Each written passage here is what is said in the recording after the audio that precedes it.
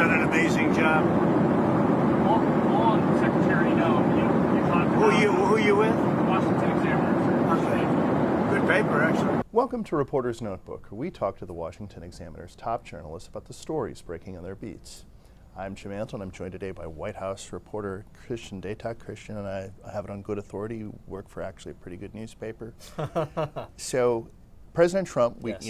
as we're filming this, anything could be going on with the big, beautiful bill. But he's really been working the phones this week, and he's been interacting a lot with lawmakers.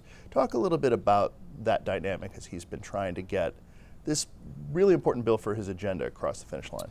Well, it really started late last week, Jim. The president was going to go to Bedminster like he does, virtually every weekend in the summer to golf, hold meetings, whatever.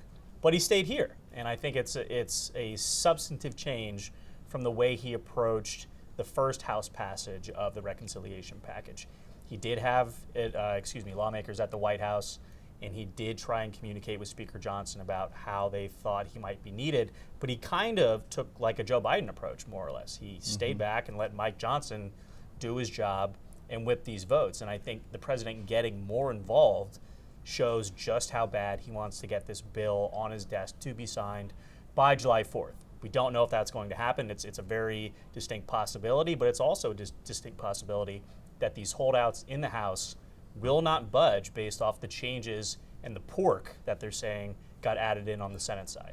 But it is just an interesting dynamic given Trump's relationship with members of Congress. And Trump does definitely seem to have a little bit of a firmer grasp on Republicans on Capitol Hill than he did in his first term. He did, and he's clearly learned a lot from that first term in office, not just in terms of, again, wrangling votes when needed, but comporting himself with world leaders, dealing with the press. I'm not saying he's stopped, attacking CNN in every time we're in the Oval Office, but he does it in a more measured way, and it's certainly not coming at 3 o'clock in the morning every single night on Truth Social. So I do think Donald Trump has evolved, but what's really amazing to me is how quickly he's gone over those 4 years when he was out of office to really becoming like a true Washington insider, in that he understands the minutia and the mechanics of how Congress operates. He understands how to push certain members' buttons as opposed to other folks, and when to give a carrot versus a stick.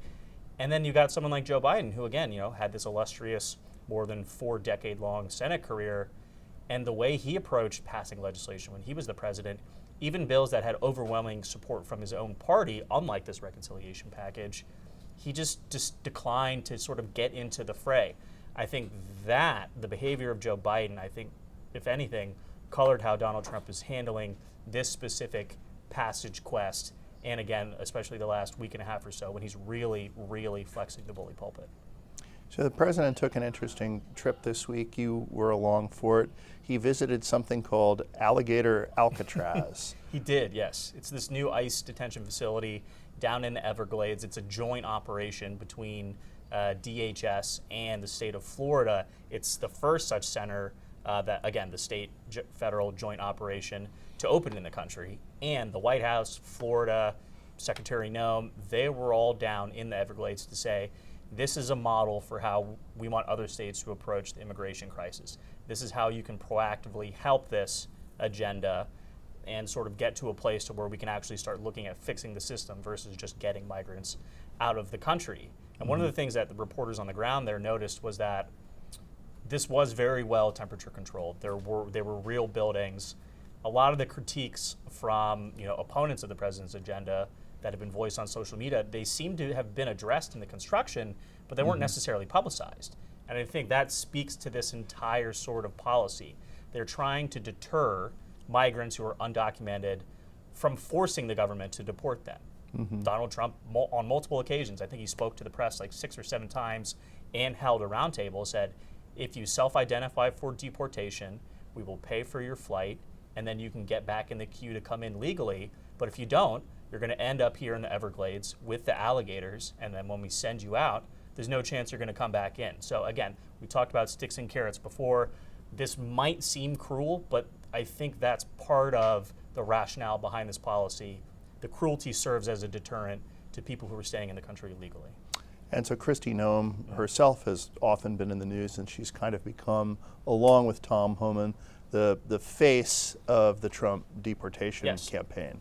That's right, and she was there with President Trump, but she's in a little bit of hot water herself. I mean, again, there have been any number of scandals about how she herself is running DHS, but there was this report out on Monday that focused on an alleged $80,000 dark money payment she received back in 2023 and then didn't report it properly on her federal disclosure forms. I actually asked the president about that. Mm-hmm. Did this come up today, considering you spent 6 to 7 hours with Secretary Noem, and it caused a lot of fire earlier this week? He said, no, I hadn't heard about it. You're actually telling me about this for the first time. Mm-hmm. Shout out former late Justice Ruth Bader Ginsburg. Ginsburg style, yeah. But he said, look, I have confidence in Kristi Noem. And even though Tom Homan and Stephen Miller and other White House officials are saying the deportations aren't happening fast enough, we know this is going to take time. Any progress is better than the status quo under Joe Biden. And therefore, I'm happy with what Kristi Noem is doing. In reality, I think he's kind of happy that she can be sort of a human meat shield and suck up some of the criticism lobbed at DHS and the agenda as it proceeds into the latter half of this year. As we kind of saw a little bit earlier on with Elon Musk before they're falling out. Exactly. Thank you, Christian. You can read Christian and the rest of our political team's coverage at washingtonexaminer.com.